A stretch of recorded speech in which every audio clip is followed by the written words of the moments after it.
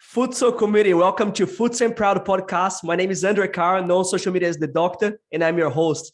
And it's with a great pleasure to introduce to you all our second guest since the relaunch of the podcast, the Spanish national team and the Spanish national first division Viña Albali Valdepeñas star player, Sergio González. Sergio, welcome to the show and thanks for accepting the invitation. Thank you for the invitation. I'm very excited talking to you. You've been to Australia, I've met you personally, but it's really always good talking to you. Always very smiling and very welcoming. Thank you. Guys, we'll be talking about his upbringing, playing career experience, his recent experience at the FIFA Futsal World Cup. He's going to be talking about the UEFA Euros and so much more. But Sergio, let's start with your upbringing. I want to get to know you outside of the court. Where were you born and where you grew up? Well, I born in Barcelona, in the city, but I'm from Montcada, that is a town near to Barcelona, next to Barcelona. Yeah. And well, I grew up there. My first games, my first training sessions were there in my town in Montcada. Montcada. Yeah, Montcada. Montcada had a very nice team in second division in Spain. And well, now I'm in Valdepeñas, but I grew up in Barcelona. No, very good. So you're Catalan, are you? Yeah. No, very good, very good.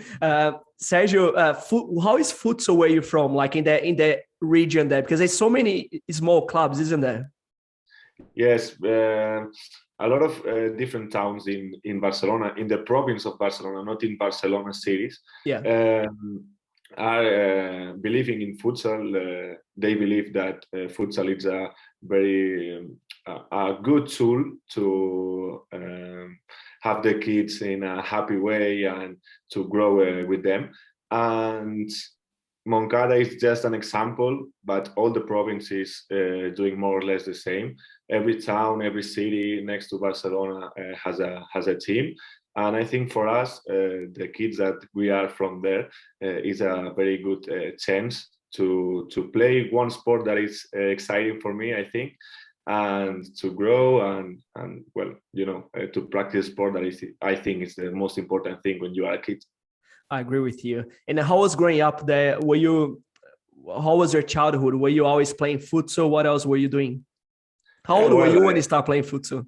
I went to school, and in my case, the pavilion, the sports center of my town, was between my home and the school. So one day we stopped there with my dad and we saw kids playing futsal. I was very excited to play like them. And well, I started like this, training with a group of kids that were in the sports center of my town, and I keep playing today. No, very good. And that was going to be my next question. You mentioned your dad, but was he the person that influenced you to play futsal? Was that your dad?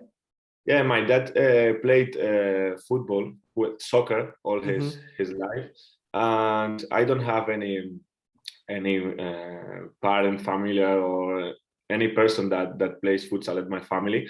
And it was like I said, the sports center is very well situated at my town. I saw the kids; they were just having fun, just shooting all the time to the goal. Yeah. I don't know. I saw that and I said, "Yeah, why I can't play the same game?" And I think it was a very good decision. Do you recall how old were you when you started? Yeah, when I started, I was 4 or 5 years old, more or less. 4 or 5. Would you say that that's the perfect age to start? I don't know. Every kid is a different case, but I think at my age is good because in Catalonia you have competitions with that age. So with 4 or 5 years old, you have different competitions regulated by the federation. So I think it's good because you train and then on the weekend you have the games. And finally, when you are a kid, you want to play, to play games. And I think this is a good age to start because of that reason, that you can play the real thing that you like, that you most like, that are the games. So the first age group in Catalonia is under 6, and is 5, 5, 6 is what the first age group, yeah. Then 7, 8, and 2 years always.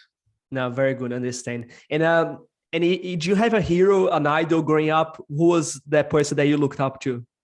Yeah, as I said, the first team of Moncada, my town, when I was a kid, was in second division. So second division in Spain at this age was very, very with a very high level in Spain. So we had 3 groups of second division, a lot of teams that were investing in futsal.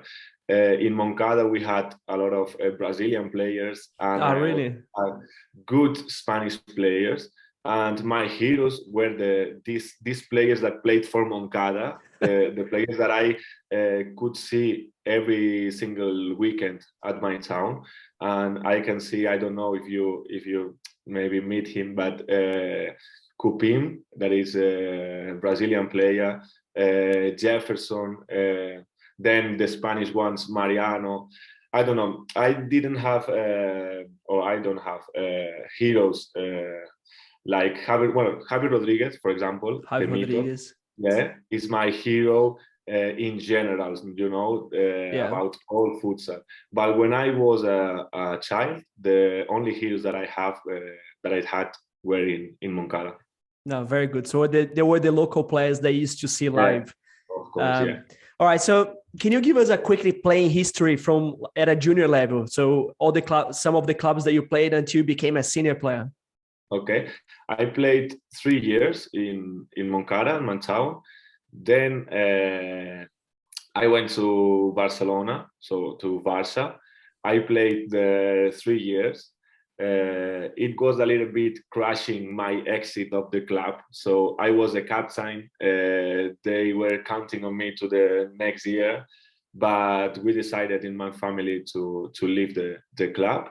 Then I went to Las Corts. For the people that don't know, Las Corts and Barça and Santa Coloma are the 3 big clubs of juniors in Barcelona or in Catalonia, maybe in Spain too.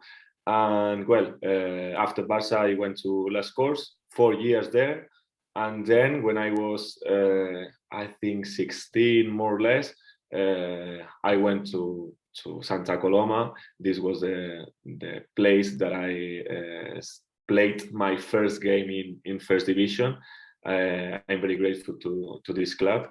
And this is the end of my juniors time. Then as a senior, I played for Rivera and now for Valdepeñas. So Santa Coloma was in 2013, around that time? More or less 16. Awesome. And then I played my first game with 17, I think, when I was 17. And then with 18 years old, more or less, 18, 19 years old, I went to Barcelona. I played there one year. We were the second division champions with Barça V. All right, but before you get through your senior time, let's just hold there for 1 second. That transition from juniors to seniors at Santa Coloma, how was that time for you breaking into the first team? This time was amazing. I believe that the time that you are changing your junior time to the senior is the best one. So why is that? You are enjoying the game. You are playing with juniors. You are training with seniors. You are seeing that, oh man, these seniors are very, very good players. And you are looking that maybe you can play as the level as the seniors play. So I recorded. I think that this time for me was amazing, as I said. In Santa Coloma, I played with the juniors under 18s. Then I played with Santa Coloma B the same year. Yeah. And with Santa Coloma B. And then I was training and I achieved to play my first game with Santa Coloma first team. So I was between these three teams. So I was meeting a lot of players. I was having a new knowledge of everything, the know-how of each team. And for me was I think the best period of my life, because I understood the game. I was making my self knowledge of everything, and I think this period I had a grow up very, very high. And comparing you to the other players from your age group, because you were playing for the first team and you were still playing for the under 18s. Yeah. In the under 18s, were you have to be honest, were you a lot better than your teammates, or were you similar? No. How would you compare you to your teammates at that time? In Santa Coloma, they had like a elite group of players. So we were just 5-6 players between 16 and 19 years old, more or less. That these players were the ones that the club believe in us. So they think, or they thought that we really the favorites. Yeah, more or less, yes. No, so okay. The difference between me and these players was not very high. But in an under 18s play and under 18s team, you have players with different characteristics. So I think I was better to a few of them because of course, different styles. Different styles. Yeah, and then today I don't think I'm better player to a lot of players.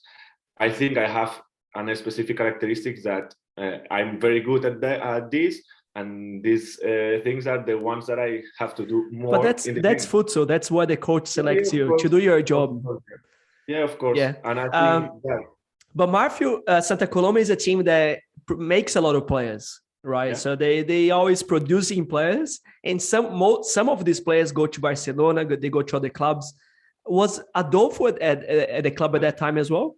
Yeah, Adolfo, he's from Santa Coloma. And how much old is he of you? He's, I think, 4 years more than me. So he was playing the senior team when you were there. Yeah. What about the captain of the team, that defender, the Spanish guy?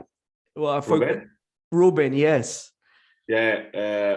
He was amazing. How was playing with Ruben? Because I'll tell you, he's one of my idols. Well, he was, he is. But is he still playing at the moment? No, he's training now the Catalan national teams in under 16s, I think. Yeah. So he's coach now. And he was a very, very, very smart player. So he makes you easy to play. Yes, and I can imagine. For me, that I was the youngest player, was very good to play with him. So I had a lot of facilities when I played with him in the same court. Yeah, we look at some Spanish players, some older guys with a lot of experience, and it's some of the guys that you just want to learn so much from them. I had the pleasure to play against Ruben and against Adolfo in Japan. So in 2014, we lost the grand final to them. It was just that I was on the other side of the court and I was just looking at him and say, he makes look things so easy. And that's what you do at the moment. You make things look so easy.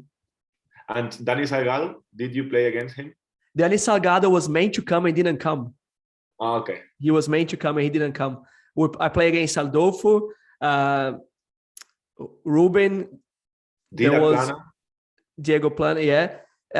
Yes, what about the left footer, the older guy as well, the very skinny Albert Segura. Albert Segura played as well, but now older. He wears glasses. Maybe he's about 40 years old now. Jordi Guy. Diego Blanco for me was amazing.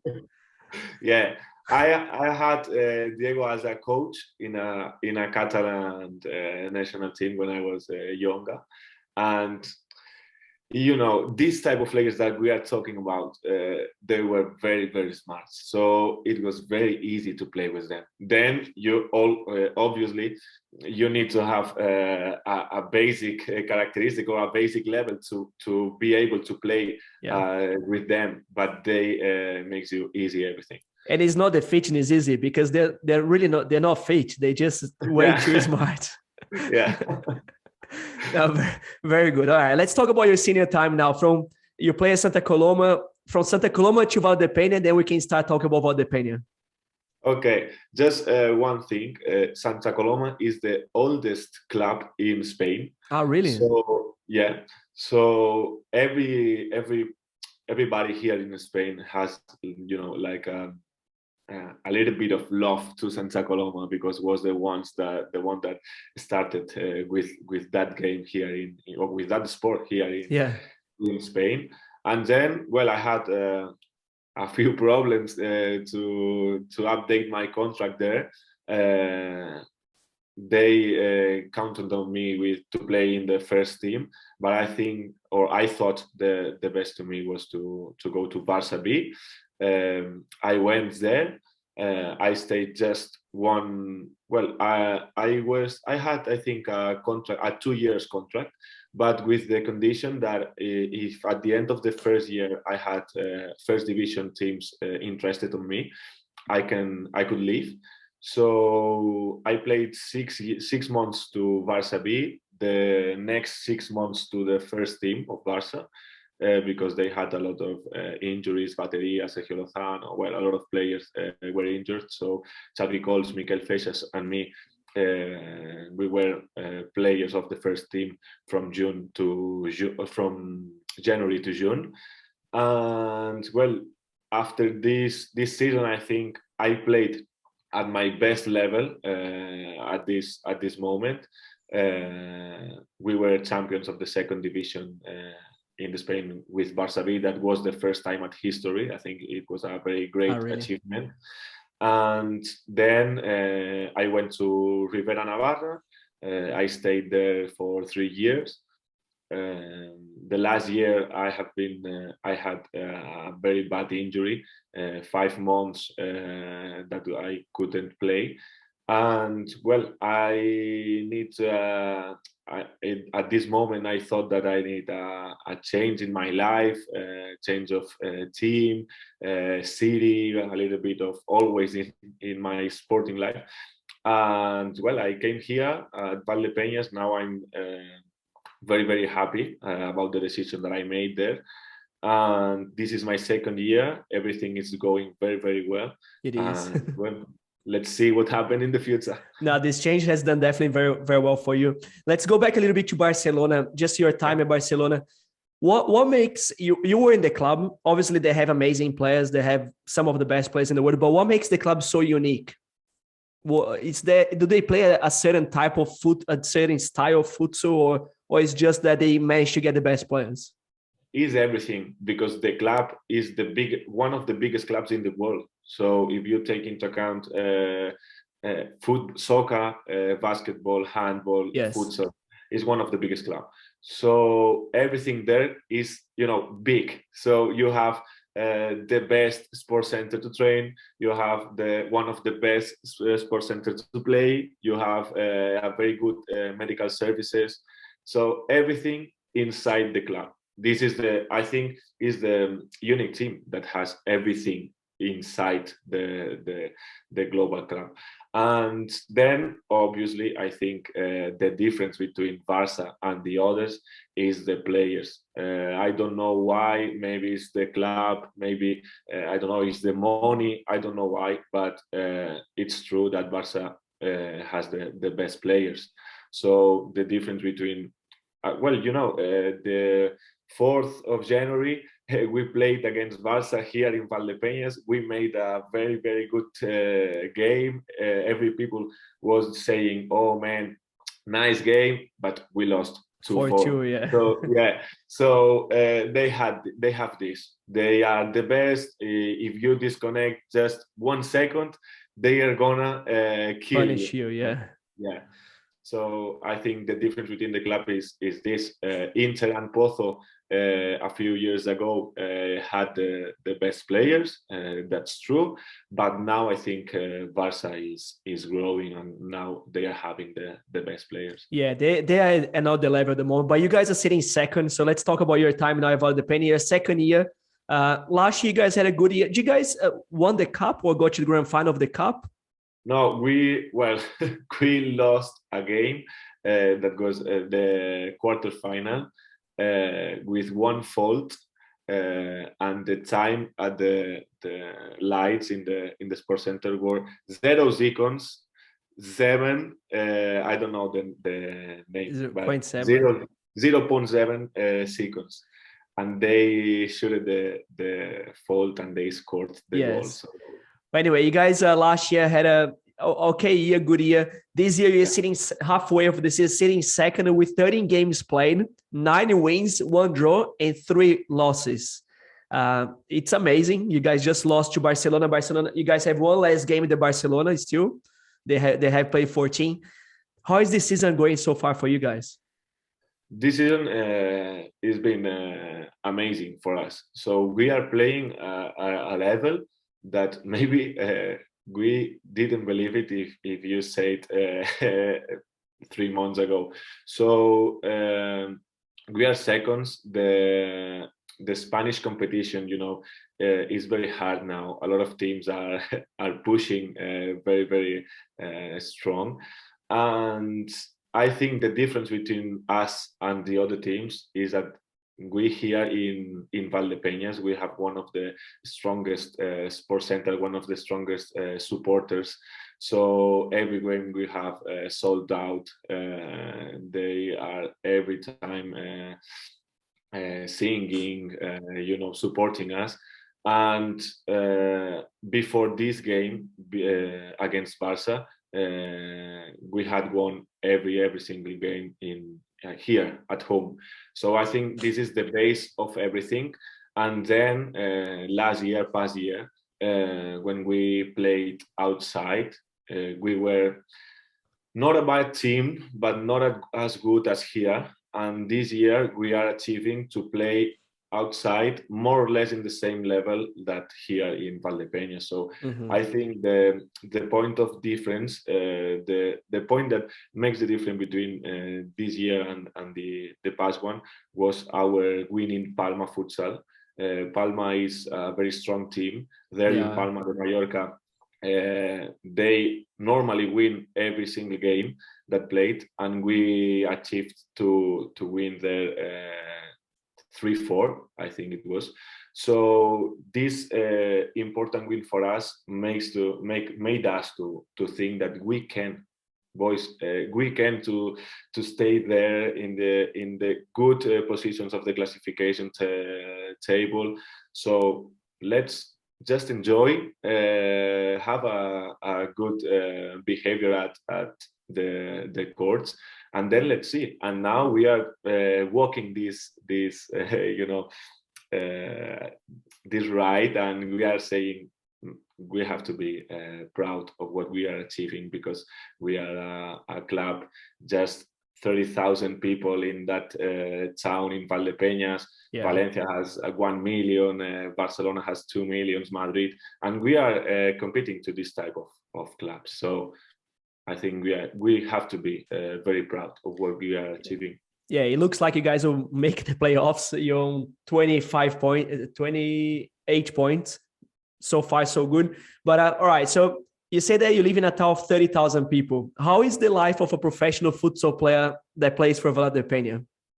Well, everybody here in the town knows who are you. So you are going to the supermarket. The supermarket boy knows you. You go to the, I don't know, every single site that you go. The cafeteria, everyone knows. Yeah, coffee. Okay, so the coffee person knows you. So everybody. So do you have to pay for anything, or they all pay for you? Well, more or less 50-50. And well, in my case, Moncada has 30,000 people, more or less. Tudela, the place that was based, Rivera Navarra, was more or less 30,000 too, and now 30,000 too. So I'm used to live in this type of towns, and I feel very comfortable. So you used to small towns, but what about your schedule, your weekly schedule? How often do you train? What's your day like usually? Okay, we train every day. So normally on Tuesday we have a double session, and then here in Valdepeñas we train every afternoon. and then on Tuesday in the morning too. Obviously, we play here in Valdepeñas. We don't have to travel. We play on Saturday afternoon here. And if we have a game on the outside, we had the travel normally on Friday. We sleep there. And then on Saturday we play. And after the game, we return here. I understand. And what about outside of futsal? I know that you do a double degree, you study business management and law. Do the other players do anything else, or they just go home and play video games, wake up 2:00 in the afternoon? Well, you have everything. There are cases of everything. I think your personal life is the same level of importance as the sportive one. And I study a double degree. Maybe it's too much. Maybe it's too much. But you have to organize and plan you very good to go with everything good. But well, here in my team, we have players of everything. I think 3 or 4 of us, we are studying. Then last year we had one player that was from here, from Valdepeñas, and he was working on the mornings, but that's not normal. The reason was why his dad has a business here, and he was just helping his dad. So there's no work at all. And then the other ones are not studying, not working, just playing futsal. I think, in my opinion, this is a little bit dangerous, because futsal life will end soon. That's true. And after this futsal life, you need to live. You need to continue living. Yeah. So for me, this base of my studies is completely necessary to my next life after futsal. And it is a short career, really, because you're going to retire late 30s, 40-year-olds, the latest, and then you still have a whole life ahead. Yes, of course. If you retire at 40s more or less, then you have 25, 30 years of another life. If you don't know how to do anything that is not futsal, what are you going to do this 25 years? No? So, well, I'm investing in my future, I think. So starting now, maybe the exams or the exams week, I'm a little bit, obsessed and this and this type of feelings. But then I think is good for me. I'm investing, as I said, in myself. I think this is the most important thing. And well, after futsal, let's see what happens. But I have my base. I have one way to go. If I want to go there, okay, of course, I go.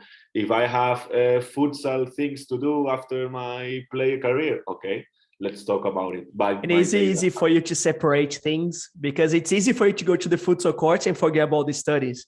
But when you lose a game and you have an exam, you're still thinking about the game, are you? Yeah, of course. We are persons, and we are thinking every time about everything in our life. But I have studied always in my life, so I've never stopped to studying. So I think this is important too, because I have in my normal life, in my real life every day. I study a little bit in the morning, then I train. So I'm very an organized person. Yeah. But well, when you lose a game or when you score 3 goals, you say, "Oh man, I have to party, not to study." But the first important thing is to have everything more or less balanced and that's what I'm doing. So maybe. And is your university from Valdepeñas as well, or you do them online? Well, I was in the Barcelona's university when I played there, and now I changed the university to one that is online, and I do everything on my laptop. Understand. Yeah, we can see that you're a very smart guy. And by the way, your English is great. So I know Oh, you no, have my been. English is No, it's really good. It's really good. I have been no, to my I have been in Australia for 11 years, and your English is nearly better than mine. no. Uh, Well, that's a funny thing. I've never studied English outside to the school, so nah. I've never went to an academy. So this level of English is where I studied at the school, and then the level that I practiced there in Australia I was when about to I say, went. so that Yeah, that that shows that you're a smart guy.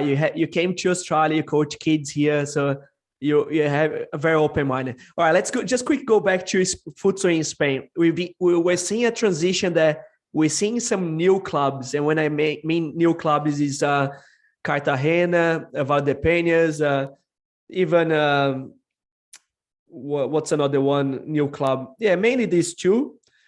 But yeah, we Palma too. Palma also, but Palma is a bit more traditional Yeah, a little bit more. Yeah. comparing to the two. Uh, but and these teams are taking the spots of Intermovie style, Pozo. How do you see this transition, and why is this happening in Spain? I think that's good for sport. The first thing, I think it's good to have 2-3 teams that are better than the other one. So 2 or 3 big clubs. I think Inter, Movistar, Pozo, and Barça are the biggest clubs here. But the competition is very hard. A lot no, but Valdepeñas is investing a lot. Cartagena is investing more than Valdepeñas. Yeah. Palma is investing now a lot now. A lot of teams. So Betis that has the soccer team too is investing. Now with Levante, Miguelin as well, Levante. Levante that they went to the Champions League this year, so they are a nice team. I think it's good. This change, this new generation, what is achieving is to make a competition very, very good to see. Every single game is difficult. You are not going to win any game in an easy way. So 0-5, no, this type of games, it doesn't exist now. And I think it's good because if you have 3 big teams and the other ones with a low level, the competition, it doesn't have any interesting for the supporters. And now, for example, we won El Pozo in Murcia. Yeah. So for our people, for us as a players, this is an amazing win. So you went to Palacio de los Deportes de Murcia, that is like a cathedral here in Spain for futsal, and you achieved to win them. So that's nice. But then you look at the table and you said, man, Valdepeñas has very, very good players. They are able to compete with this type of clubs. So I think it's good to have the status of big clubs, Inter, Movistar, El Pozo, Barça, but all the other teams that I said, they are fighting to have this status too, and to stabilize them in the first 4 or 5 sides of the table, because then the 6th, the 7th, the 8th is very dangerous, because just one game and you are outside of Copa de España, or you are outside of the playoffs. So for now, for example, it's very important to be the second classified, because at the end of the first round of the competition, we have the classification to Copa de España. The 8th first will play Copa de España, and this is a normal draw, so no rules in the draw. But the first and the second classified are going to different sides of the square. So you don't play against Barcelona, most likely. So every Barcelona is a step above everyone else at the moment, aren't they? Yeah, of course. Barcelona is above us. And Sergio, I agree with everything you're saying. But as a Brazilian, for a very long time, we used to look at the Spanish and only see the 3 teams: Inter, Movistar, Pozo, Barcelona. And at the same time, people say that the Brazilian National League, anyone can win on the day. So there is a lot of competitive teams. What do people talk in Spain about the Brazilian League? When they see the Brazilian League, what's your opinion there? Now I think we have, well, in everything, we have a global world. So a lot of Brazilian players are playing here. Every time more Spanish players are going to the outside. And now we are seeing the Brazilian League a very big competitor that is competing with us for the best competition, because we are seeing the best clubs in Brazil to take the best players there and put it in our teams. So we think that the level of the competitions more or less are the same. So maybe a few years ago, we were thinking, oh, I think Inter, Movistar, or Porto are better than any team there in Brazil. But I think now that's not correct, because here the level is more or less the same between 5-6 teams. Barca is another case, but more or less. And in Brazil, as you said, every single team has a very good level. It doesn't matter the table side. So now we are looking the Brazilian league as a chance, as an opportunity to take the players, because, well, you know better than me, the value of the money there in Brazil is very 6 times weaker than the euro. Yeah, so a lot of players want to come here, take the money in euros, and then to invest that money in Brazil. Correct. So for us, we are looking every time at Brazilian competition to and take advantage of that. To attract them. Yeah. Sergio, you mentioned that you have lots of players going outside of Spain. That was going to be my next question. Just the other day, for example, we saw that you guys could lose 2 players to go to Russia and this and that. For a long time, Spanish players would stay in Spain. So they wouldn't go outside of Spain. So the famous Kiki, these guys, they played their whole careers in Spain. Is that starting to change now? Do you see that the Spanish players, they want to go outside, and you see like Paula, for example, in Portugal, you see some good name. So what is that something that is changing at the moment? Yeah, they do, definitely. So a few years ago, it was impossible to see Spanish players playing in Portugal, for example.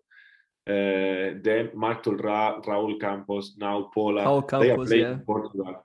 So then in Italy, for example, there are a lot of players, a lot of Spanish players there. Now Russia, we have a problem, more, I don't know exactly the name in English, but a problem with Russia, because they have a lot of money to invest.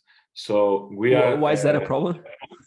Well, no, it's not a problem. It's a problem for the clubs. For the clubs, now, yes. Yeah, because now, for example, in our team, one Russian team is talking to pay the clause of 2 players. Yes. And man, we are in January, so we have 5 months of competition after that. And well, they have a lot of money. So for the players, it's a great opportunity. Because they solve your life more or less, because they give you a lot of money. But for the clubs, it's a problem, because they know that they can't compete. It's impossible to compete with Russian teams. So this problem is just for the clubs, for the players. As I said, it's an opportunity, but is the reason that the life is changing here in Spain. So few years, I don't know, 10, 20 years ago, the salaries here in Spain were more or less the same than in Russia. Not the same, but we didn't have this difference between one and the other. And now there is a lot of difference. So if we don't have this power, this financial power, then the Russian teams will come and take the Spanish players. So we are changing our mentalities too, because it's not easy to go to Russia. Here in Spain, we have sunny weather. You know, you have your jamón serrano, bocadillo. Yeah, of course. and in Russia the life is very different. But maybe if you have the opportunity to go there with the salary that they propose you, maybe it's good. So 2 years there, and then when you return, maybe you can buy I don't know, a flat. I don't know. So they solve you the life more or less, and a percentage. So yes, as you said, I think times are changing here. Every time more Spanish players are going to the outside to play, and well, I don't think it's. I think that's not a problem. So what we have to do is to create, to make again the league very, very strong with a lot of money, every time more money here in Spain, and then we will achieve that the players stay here and not going to the outside. Well, but you already speak English, so if the opportunity comes, you're gonna be ready to go there. Anyway, let's. There's one last. I want to go to the FIFA Futsal World Cup that you just played, but before we go, I have one last question. That's a hard question for you. You answer if you want. If you don't want to answer, I'm more than fine with that. But anyway, the question is, what's your opinion on the conflict between LNFS and IFEF, Spanish Football Federation, and what effects that's going to have on futsal in Spain? Well, I think that's not good for our sport here in Spain. So always that you have a fight, that's not good. And well, RF, the federation, now has the control of the competition. So I see the fight unnecessary, because if federation has the control of the competition, man, you have to follow whatever rules. They say. Yeah, but it's true that LNFS has the television rights of different teams. And that's until 2023, isn't it? Yeah, I think in 23. I'm not sure, but I think 23. So it's a difficult situation. As I said, that's not good for us, because when you have a problem, you always say that that's federation things, or if you are of the federation side, if you have a problem, you say that it's LNFS things. I think that's not good for us. I hope it will solve soon, and let's see, in 2023 we'll end this contract of television, and let's see what happens. I don't know. No, answer. That's fair enough. Anyway, let's go to the FIFA Futsal World Cup. You guys competed. In my opinion, you guys had an amazing tournament. With 3 wins in the group stage, beat Paraguay 4-0, beat Japan 4-2, 4-1 against Angola, beat a strong Czech Republic 4-2 in the round of 16s, and then lost to Portugal 2-4 in the quarterfinals. You guys were leading the game. Unlucky, deflection, goal. Anyway, how was for you playing your first ever FIFA Futsal World Cup? It was my dream, my whole life dream. So when I started in Moncada, I was thinking that the greatest thing that I could play was the World Cup. Do you remember watching Spain winning the World Cup? What? Do you remember watching Spain winning the World Cup? Yeah, the second one. The second one. But the second one, yeah. And World Cup is the biggest thing that you can play, the biggest tournament, the best players. I think we made a good game against Portugal. I think agree. It was our best game of the competition, and we were very, very unlucky with these 2 goals. Then the extra time, the self goal that we scored ourselves. Well, unlucky. I think the explanation is unlucky. And then I think it was Adolfo that missed a goal at the back post right before the final whistle, didn't he? Yes, before the extra time. Before the extra time, correct. Do you think that you need a little bit of luck to win these games? Yes, of course. There is a lot of equality between a lot of national teams. Portugal then was the champion, so we lost against a very good team. But is what I'm saying. I think against them we played the best game in all the World Cup, and then the details at that level, at the details that changed one game to one part of the other, and I think they were luckier than us in this, and well, they won. No, that's fair enough. And you individually, you got injured in the start of the World Cup. You came back and then you couldn't play again. How was your performance individually? Well, I think the first game, I started in the initial five in my first game in a World Cup. I think. Well, I think no, it's not easy. Yeah. I can confirm it. I was very very nervous, but I think I played very well against Paraguay. Then against Japan, against Paraguay, I had a little bit not injured, but I was not feeling good 100%. Then against Japan, one of the first plays of the game, they crushed my leg, and well, for me it was a very bad punishment. And then against Angola, I played. I know that I was not at my 100%, but well, I played. I think I played good. I think. And then against Czech Republic and against Portugal, the coach decided to have me in the. Sorry. Oh my God! Sorry. That's okay, no problem. Okay, and it was a decision of the coach. And against Czech Republic, I was feeling very bad during the training sessions, so I knew that against Czech Republic I'm not gonna play. But then against Portugal, I really think that I was able to play. But the coach said, and it's normal, so I understand that the team played a good game against Czech Republic, so they are gonna trust in the same players that played against Czech Republic. They said that I was having a good level, a nice level to play the game, but this was his decision. So I understand it, and unlucky we lost the game against Portugal. This was the last game of our World Cup. Yeah, a lot of people have been saying that this renovation time of the Spain wasn't successful, but a lot of people also say that you guys played a good tournament, was just unlucky. I covered the World Cup. I did a show during the World Cup. After each day, we spoke about it, and you guys looked very very solid the whole tournament. Like every game looked so good, even against Portugal. Just to finish, how would you grade the performance of the Spanish national team in the World Cup?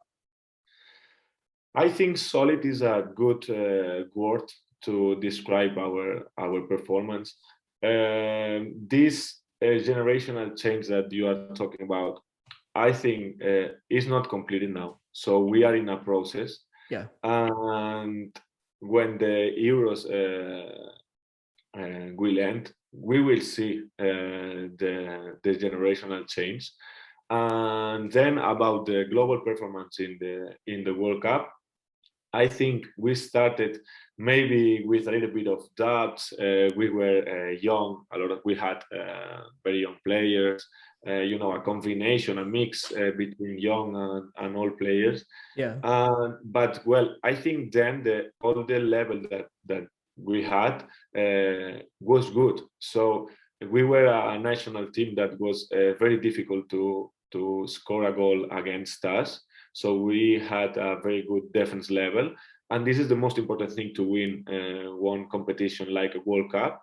You can see Argentina is the perfect example. I think the previous World Cup they won, and what they best do is to defend. So I think in this thing we were good, and then during the games we were improving. I think our attack level, arriving at the game of Portugal, attacking very good. I think, and that's the reason that I say that against Portugal we had or we made a nice game because we defend good. We scored 2 goals. Then, well, we had no doubts, but they scored 2 goals. It's normal because Portugal is a nice team. And then in the extra time, I think it was the lucky that went to Portugal and not to Spain. No, I understand. All right. So just lastly, how has been your coming into the national team for you? So you are one of the young players. They highly rate you for the future. So you are one of the players for the future. So how has been this time coming into the national team? Any players that have been helping you in that process as well? Yeah, well, I played my first game with Spain in 2018 in October. So I was 20 or 21 20 years years old, yeah. And in this collab, the players that most helped me were Miguelin, were Sergio Lozano, were Juanjo, the goalkeeper. Yeah. So players that I had seen them for the television all my life. So for me, it was a dream. And now that since last year, more or less in January, not in January, I think since December, the national coach was trusting in me a lot, and they was calling me up to every call-up of the national team. And Sergio Lozano was injured. So the player that I think all the youngest we have, like our base or our person to go to be helped was Carlos Ortiz, the Carlos captain. Ortiz. Yes, of course. No, very good. And how often the national team gets together for training camps during the year? More or less once a month. Once a month. More or less. That's amazing. That's something that all Brazilians are jealous of the Spanish national team. This process of you guys getting together once a month. I know for you might not sound enough, but for Brazilians sound a lot. But also this transition for the young players. So I think it was really nice to see guys like you say, Miguelin, Juanjo, helping you coming through the system. Yes, of course. For me, it was amazing. So as I said, for me, these players, I just seen them in the television, and one day I was training with them. So it was amazing. It was a big thing. But yeah, in Brazil, I think they have a different perception of these tournaments, these calls ups. Well, it's a different method, and the truth is that they win too. So both, I think, are good methods. Whatever works is whatever wins, isn't it? Yeah, of course, of course. All right. So the last thing we're going to be talking about is the Euros. Of course, we have to talk about the Euros because it's about to start. You have been injured. The coach is also testing out a few other players. You're not in the squad, but Spain is going to play against Azerbaijan, Georgia, and Bosnia in the group stage. How well do you think that Spain is going to go in the tournament, and what are your expectations for the tournament?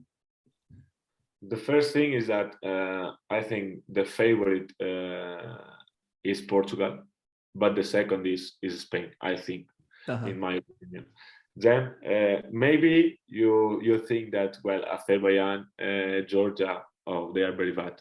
No, I don't think that. No, not you. In general, yes, I think you know it. But Azerbaijan, Georgia, they have good Georgian and Azerbaijan players, and then they have nice Brazilian players. And they have 6 Brazilian players in each team. Yeah. So they have a nice national team. Let's see what happens, because every single game in one competition like the Euro is dangerous. So let's see. This won't be an easy way to Spain. to win the Euro, but I think we are able to arrive at the end and win the final. Yeah, so look, let's say Spain finishes first. They're going to play against the second in Group C, which in Group C we have Russia, Poland, Slovakia, and Croatia. Most likely, let's say Russia finished first, so you play against Poland, Slovakia, Croatia. That starts to get really hard, doesn't it? Yes, of course. I don't know. I don't have a big knowledge about Croatia and Poland. But for example, in Slovakia, there is Drahovski.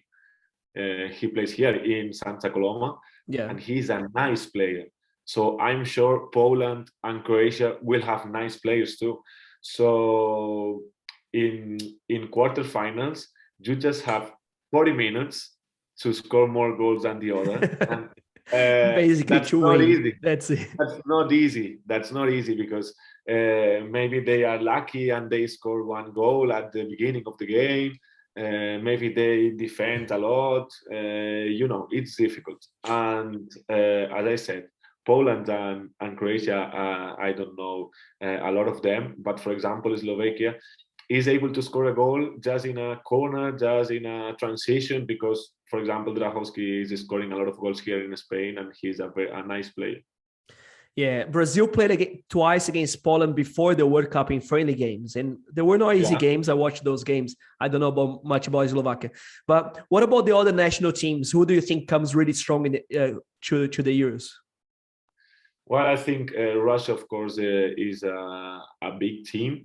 Then, in my opinion, Italy will be a nice competitor, so a nice team to beat because they are good. Now, for example, Kainan de Matos, that was he just got his citizenship, correct? Yes, of course, and now it's playing for Italy. Merlin, that is one of the best players in the world.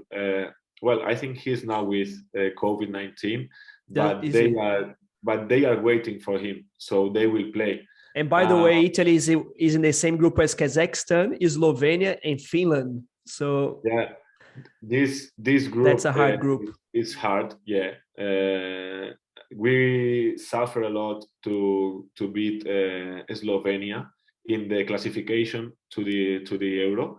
We were in the same group, Spain and Slovenia, and then Kazakhstan. I don't have words, so it's a nice team, obviously. I think Brazilian players increased the level, but now Kazakhstan players, just as the good. ones that are from Kazakhstan are very good too. Yeah, so they are one of the favorites too. But sorry, just with Kazakhstan, they go back again Leo Jaraguá, that didn't play the World Cup. And they also have Edson, a new player that just got his citizenship. So they're even stronger than from the time at the World Cup. Yes, of course. They are a very strong team. Obviously, they can arrive to the final, but taking into account that Portugal, I think, is the favorite. I have to say that Spain is the second, but it's true that Kazakhstan is competing here, and it's a hard team. All right. So in the Spanish national team, who would be three players that we should keep an eye on? They have been playing an amazing futsal, and you think that will have a good Euros. The first one is Sergio Lozano. He's the best now here in Spain. Since he got back from his injury, yeah, and it's amazing his performance this year. So the first one, Sergio. Then I'm gonna say Catela. He's a left-footed player. Very special. Here in Valdepeñas. A lot of quality. You know, he's not perfect fit. Yeah, I know. I was about to say that. But well, he's amazing. He's an amazing player. He has a lot of magic in his foot. And then the last one, I could say anybody, but I'm gonna say Didac Plana. I think he's gonna make the difference. Maybe Spain starts to play with the fifth game with Plana, because he has a nice foot game. Yeah. And when I think maybe he can make the difference between the World Cup and now. No, very good. And now that look, I'm half Spanish. My grandparents are Spanish, so I have Italian passport. My parents live in Malaga. My parents live in Spain. So I love Spain. My grandparents are from Spain. From the other side, I'm going for Spain. I know, sorry to my Italian friends. Sergio, thank you so much for coming on the show. The last thing I want to ask you is about your future. So what's some of the goals that you want to achieve in your career on the court as a futsal player? As a futsal player, well, I will end now my contract here in the 30th of June. This is, I don't know if it's my last season here or not, but let's see what happens, because now I'm able to talk with other clubs and to negotiate with them. Let's see. And I always say, and it's not a secret, I'm from Barcelona. When I played in Varsovie, when I played in Varsovie and I left the club, I always said that my main goal, my main objective was to return there and live with my family, with my friends in Moncada, and playing for the biggest team, that is Barcelona. So that's my main goal. Let's see what happens. Now I finish my contract, and let's see what happens next year. But my main goal, if it's impossible to be in the next year, maybe in the next ones, you have let's time see. for that. But my main goal is to return there. No, for sure. You have a lot of supporters in Australia. I'm in Australia at the moment. People love you from here. You left a good image, and you're always smiling, so appreciate it. What about outside of the futsal courts? After you play or during your career, what do you want to do with your business degree, with your law degree? Do you have any plans yet? Let's see. Nowadays, if you ask me, I want to work in one thing related with my studies. I don't want to be a coach nowadays. Mm-hmm. Because I think I have to live my player career 100% and be ready to stop my career when I think at 40s or at early, late 30s, let's see. But with the secure that I lived a nice life, a nice futsal life. Obviously, always I want to be related with futsal. But now I think my future after the sport will go around my studies, around the business world or the law world. Let's see, because I'm not sure about that. That's one thing that I'm thinking about, because I love to teach futsal, to be in contact with the kids, to play, to coach, everything. But what I'm focusing now is just to live 100% my player life, and then let's see. But my base of my studies, I have it there, so it's important too. No, for sure. Sergio, I thank you so much for coming on the show. I want to congratulate you on your amazing career so far. I wish you best of luck, and you have lots of supporters. And I'm sure after people listen to you, you're going to have even more supporters. And yeah, thank you again. Thank you for the invitation. I can feel from here the Australian, the Aussie support. So thank you too for that. I'm very excited with the idea of coming back there. Let's see if this year COVID-19 is not fighting against us in that reason.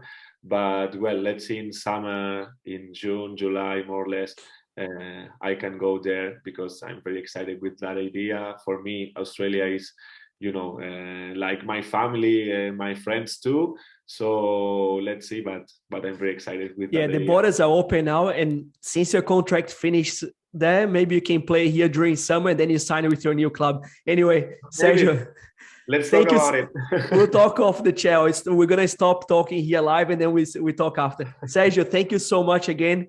Thanks everyone for listening to your Futsal Proud podcast number 2. Our next one will be in 1 month time. Thank you for listening. And meanwhile, you can listen to my weekly Car Futsal podcast. See you soon.